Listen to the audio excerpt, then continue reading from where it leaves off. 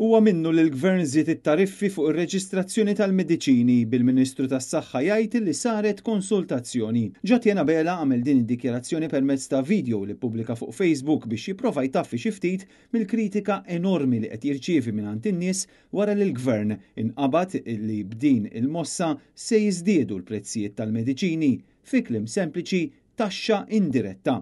Minkejja li l-Ministru għadu qed jipprova jillapazza u jgħid li l-prezzijiet mhux se jiżdiedu. L-awtorità huwa minnu illi dal-aħħar żiedet it-tariffi tagħha fuq ir-reġistrazzjonijiet, mhux fuq il-prezzijiet tal-mediċini. Il-verità hi li bit-tariffi li semma l-Ministru stess u li l-Gvern daħħal baxx il-mediċini se jkunu qed jolew. Il-ħadd li għadda l-kap tal-Partit Nazzjonalista, Elix Borg, qal li dawn iż-żidiet saru b'avviż legali u li għal xi raġuni ma tħabbrux fil-baġit. Dan ifisser li żieda li se jieħdu l-anzjani malajr se tinxtorob.